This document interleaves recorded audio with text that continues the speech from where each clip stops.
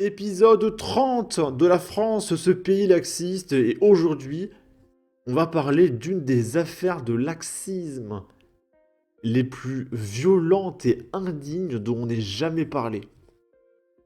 On est à Albi dans le 81. Il y a 10 ans, plutôt 13 ans, pour être exact, il y a un mec qui a donné 468 coups de couteau à une retraitée. Le monsieur s'appelle Samir. Il est probablement français, d'accord? Et du coup, aujourd'hui, en 2025, le mec réapparaît. Oh, parce qu'il a pointé une nana.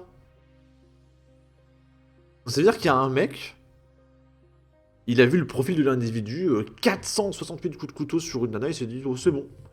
Il a fait quelques années de prison, relâchez-le. Voilà, ça va bien se passer. Et voilà, bah, qui aurait pu le croire, il a à nouveau commis des méfaits.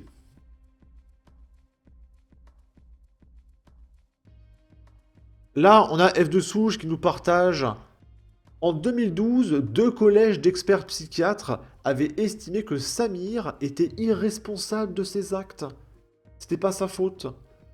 Soulignant sa psychose paranoïaque et hallucinatoire, Monsieur Alexandre Martin, qui défendait à l'époque la famille de Fatima, avait lui pointé des gestes assurés du suspect après le meurtre de la septuagénaire, comme le nettoyage de ses vêtements, la lucidité de couper les fils du téléphone et de dire à une voisine qu'il avait trouvé la vieille dame. Il est pas si fou que ça. Et en même temps, quel niveau de folie il faut avoir pour planter quelqu'un 468 fois? Enfin, imaginez, prenez quelque chose dans votre main là et simulez un coup de couteau. 1, 2, 3, 4, 5, 6, 7, 8, 9, 10, 11, 12, 13, 14, 15, 16, 17, 18, 19, 20, 21, 22, 23, 24, 25, 468 fois. Le mec est complètement starbé. Ça, ce serait un motif pour moi acceptable de peine capitale. À côté des Salah Abdeslam, Pierre-Alain Coutinho, le candidat de la France insoumise, et aussi la tueuse de Lola, hein, qui a découpé une gamine en morceaux et qui l'a rangée dans une valise, etc. Et pour rappel, elle se baladait avec la valise et elle s'est arrêtée pour prendre un café, hein, avec la valise à côté. Bah, tout ça là, c'est peine capitale. Et c'est pas une question de vengeance, c'est une question de ces gens-là, on n'a pas envie de les voir dehors. Et on n'a pas envie non plus de payer pour eux, tu vois.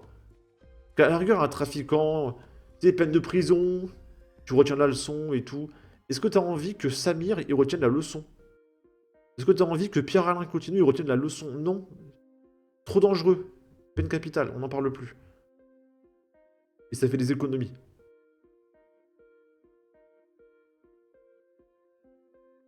J'avais demandé une troisième expertise qui avait été refusée, se rappelle-t-il. Je ne suis pas militant pour que les fous soient jugés, mais cette récidive pose la limite du diagnostic psychiatrique et de la thérapie. On peut s'interroger sur ce genre de profil et de la responsabilité des psychiatres qui l'ont relâché. Donc là, c'était le 18 décembre 2025, pardon. 4 hommes ont été interpellés le 9 décembre à Albi dans le cadre d'une enquête ouverte pour pointage sur personnes vulnérables. La plainte émane d'une patiente d'un établissement psychiatrique hébergé en logement thérapeutique qui décrit plusieurs pointages lors de soirées mêlant S et consommation massive de produits stupéfiants en octobre. Parmi les suspects figure Samir, 47 ans, auteur d'un crime d'une violence extrême en 2011 à Toulouse. Et je suppose qu'il avait été jugé en 2012. Selon les éléments de l'enquête, la plaignante psychologiquement fragile accuse les 4 hommes d'abus répétés à son domicile. Les suspects, assistés par Mess Alary, d'accord, Soulan, Delbosque et Gosset, présentent tous des parcours marqués par la précarité et la toxicomanie. L'un d'eux, Samir, a été identifié en 2011 comme l'auteur du meurtre de Fatima, une voisine de 70 ans qui s'est fait planter 468 fois dans le quartier de la Bagatelle à Toulouse. Il avait reconnu les faits. À l'époque, il aurait dû être jugé pour homicide volontaire et extorsion accompagnée d'actes de barbarie et de torture, mais il a été déclaré pénalement irresponsable par la chambre de l'instruction de la cour d'appel de Toulouse en raison d'un trouble ayant aboli son discernement. Interné depuis à l'hôpital psychiatrique d'Avignon, chez Raphaël Arnaud, sans déconner. Je suis même pas surpris.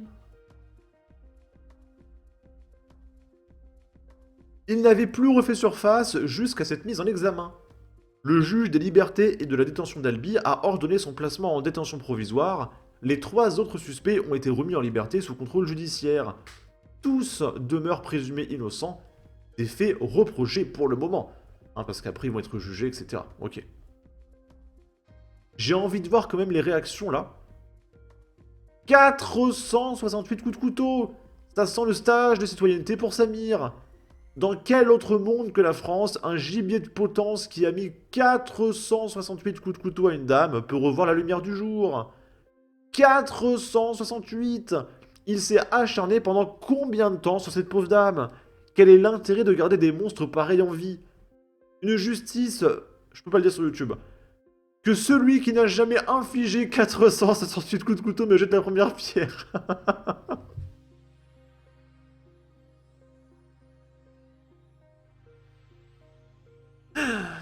C'est terrible, c'est terrible. Franchement, vaut mieux rire hein, que pleurer. Hein.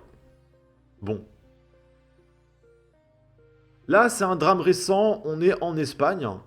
Alors, regardez.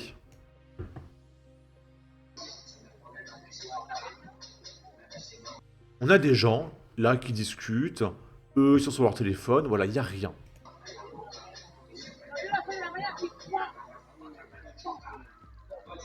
Et là, on a ce monsieur avec un couteau qui a l'air de mesurer au moins 30 cm. Alors peut-être qu'il y a un contexte, hein, peut-être que il a été raciste, voilà, il y a une demi-heure et il est retourné se venger, on sait pas. Et du coup, voilà, il vient avec un couteau. Et je pense que vous connaissez la suite. Alors, bonne nouvelle, le monsieur va bien. Il y a eu plus de peur que de mal. Et par la suite, il y a les 2 messieurs ici qui sont retournés, qui ont éclaté le mec. Et ils sont mis assis sur lui et puis ils l'ont éclaté. Et du coup, le mec va bien. Enfin, le mec qui s'est fait planter. L'autre, rien à foutre. Voilà. Ok, ok. Là, on est à Ambazac, dans le 87. Il y a 5 personnes. Alors, écoutez bien, cette affaire, elle est lunaire aussi. Qui ont été condamnées à des peines de 1 an à 3 ans max pour avoir, écoutez bien, séquestré et torturé un mec pendant 6 mois et lui avoir soutiré 20 000 balles. Et pour un kidnapping de 6 mois avec torture, le mec a pris 1 an. Alors je peux vous le dire tout de suite les copains, avec 1 an tu fais appel. Hein. Tu fais appel et t'as un bracelet électronique et tu fais ta peine à domicile. Hein. Je vous le dis tout de suite. Hein.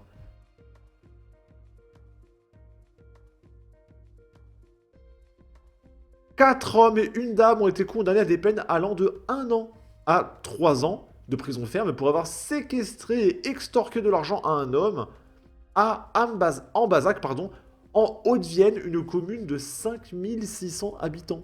Ici, là. Vous vous rendez compte? Rapporte le parquet de Limoges.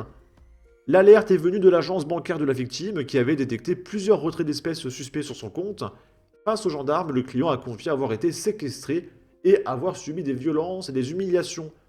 Lors des perquisitions, les enquêteurs ont retrouvé un pistolet airsoft ainsi que des téléphones portables appartenant au bourreau. Ceux-ci contenaient des vidéos montrant les violences infligées à la victime. Les 5 suspects ont été jugés ce lundi en comparution immédiate. Parmi eux, 2 hommes de 19 et 22 ans qui ont été condamnés à 3 ans. La femme, elle, a pris 1 an. Tous les 3, déjà placés en détention provisoire, ont été renvoyés derrière les barreaux. 2 autres hommes âgés de 18 ans ont également été condamnés à 1 an de prison, sans mandat de dépôt.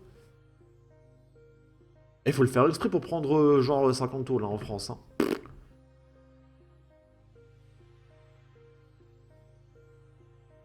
Maintenant, on va comparer ça avec la justice du Salvador, hein, si vous le voulez bien. La justice du Salvador condamne des membres d'un effroyable gang à des peines exemplaires allant de 463 à 1335 ans de prison. Eh bien, c'est très bien. Et vous savez quoi? Moi, je suis pas un monstre. Je propose de diviser les peines seulement par 4, au moins par 4, tu vois. On fait 4 fois moins. Voilà, je suis gentil. Et on fait des peines allant de 100 ans à 300 ans de prison. Voilà, en France, s'il vous plaît. Voire même pire.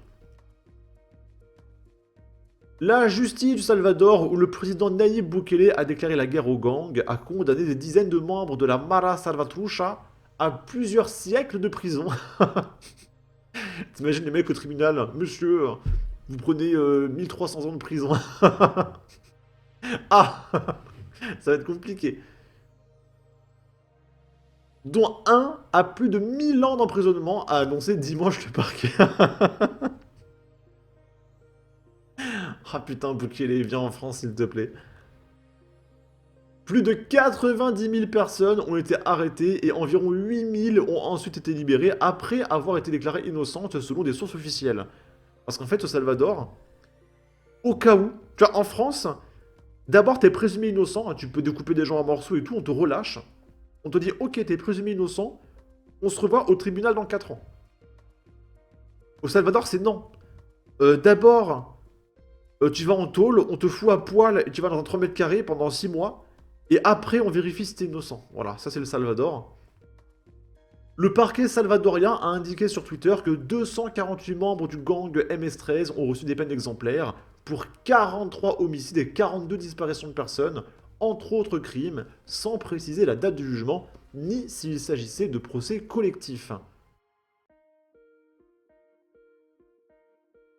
L'un des membres du gang, considéré comme terreau par les États-Unis, a été condamné à 1335 ans de prison. 10 autres ont été condamnés à des peines allant de 463 à 958 ans de prison, selon le parquet. À mon avis, à ce niveau-là, les mecs en tôle, ils se font une petite battle. Ouais, t'as pris combien, toi 500 ans. Ouais, moi j'ai pris 700. Selon le gouvernement, le MS-13 et un autre gang, Barrio 18, sont responsables de la mort de quelques 200 000 personnes sur 3 décennies. Je vois ça en France, c'est au moins... je sais pas, 6 mois de bracelet électronique, quoi. Ok. Ça, là, Abdelsam, par exemple, 150 personnes. Il a eu une salle de sport et tout. Hein. Il a une femme. Pendant un moment, on a même cru qu'il allait être papa. Mais en fait, non, c'était une fake news. Alors peut-être qu'elle a fait... On croyait qu'elle était enceinte, mais en fait, non, il a juste cartouché, mais... Il n'y avait pas de bébé. Mais voilà, il passe du bon temps, ça, là, Abdelsam. Ah, il faut les récompenser, les individus comme ça, en France, ok?